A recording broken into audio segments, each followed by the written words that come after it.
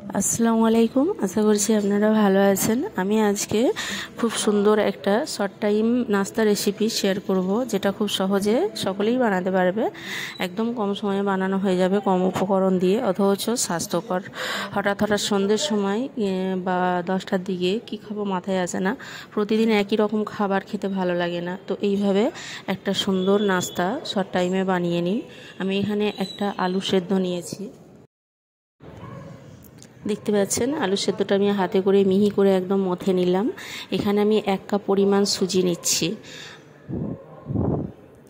আর 2 চামচ পরিমাণ গমের আটা নেব। এই গমের আটার বদলে অনেকে ময়দাও নিতে পারেন। আর সামান্য পরিমাণ নুন দিচ্ছি, সামান্য লঙ্কা গুঁড়ো দিচ্ছি, আর সামান্য গোলমরিচ গুঁড়ো দেব, আর একটা ডিম দিচ্ছি। এখানে আরও 2-3টে উপকরণ দেওয়া যেতে পারে, সেটা দিলে আরও ভালো লাগবে। একদম স্লাইস করে ছোট ছোট করে পেঁয়াজ কুচি, আর কাঁচা লঙ্কা কুচি, ধনেপাতা কুচি, এই 3টে দিয়ে বানালে আরও সুন্দর টেস্ট হয়। তবে আমি আমার বাচ্চার জন্য বানাচ্ছি, সেই 3 রকম জিনিস দিলে খাবে না, তাই আমি ওগুলো স্কিপ করে আমি দেখাচ্ছি। আমি মুখে বলে দিলাম, এগুলো আপনারা যারা বানাবেন, যারা পছন্দ করেন দিয়ে খাবেন, সেগুলো আরও ভালো লাগবে। দিয়ে এটা ভালোভাবে হাতে করে মাখিয়ে নিয়ে 1 কাপ সুজির জন্য এখানে আমি 2 কাপ পরিমাণ পানি দিচ্ছি। একটু ঢলা ঢলা ব্যাটারটা পাতলা মতো হবে। এটা 15 মিনিট ধরে আমি ব্যাটারটা মাখিয়ে নিয়ে ঢাকা দিয়ে রাখবো, কারণ সুজিটা অনেকটা পানি সোক করে নেবে, তাই কিছুক্ষণ ঢাকা দিয়ে রাখলে ভালো হয় আর কি। আর ভিডিওটি আমার চ্যানেলে যারা নতুন দেখছেন, প্লিজ চ্যানেলটিকে সাবস্ক্রাইব করবেন, কারণ আমি আমার চ্যানেলে অনেক ভালো ভালো গুরুত্বপূর্ণ রেসিপি শেয়ার করে রেখেছি, চাইলে আপনারা সেগুলি দেখে নিতে পারেন। এবং যারা আমার চ্যানেলটিকে সাবস্ক্রাইব করবেন, আমি যেগুলি শেয়ার করব সেগুলি আপনারা খুব সহজে দেখতে পেয়ে যাবেন। আমি এখানে 15 মিনিট পর ব্যাটারটাকে খুব ভালো করে কিন্তু 5 মিনিট ফেটিয়ে নিয়েছি। আর এখানে তাওয়াটা গ্যাসের হাই ফ্লেমে ভালোভাবে গরম করে নিয়ে এখন লো ফ্লেমে রেখে ব্যাটারটাকে দেবো। তলায় একটু তেল ব্রাশ করে নিয়েছি, যাতে করে তলায় চিপকে না যায়।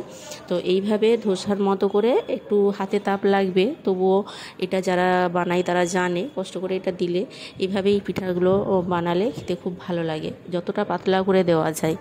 তো এইভাবে উল্টে দিয়ে, এখানে এটাতে তেল খুবই কম লাগবে, মাত্র 1.5-2 চামচ, চা চামচের 1 চামচ বা 1.5 চামচ পরিমাণ সাদা তেল দিয়ে উল্টে পাল্টে এইভাবে মিডিয়াম ফ্লেমে রেখে যখন একটু এরকম হালকা লাল লাল হয়ে যাবে তখন তুলে নেব।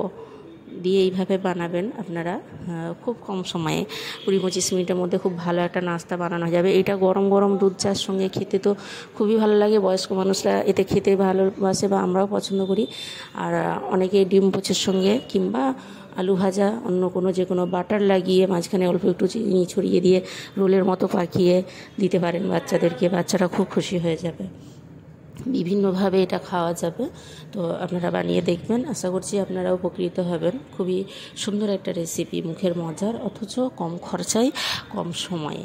তো আপনারা এভাবে বানাবেন, আশা করছি ভালো লাগবে। ভিডিওটি দেখার জন্য আপনাদেরকে অসংখ্য ধন্যবাদ। Thank you.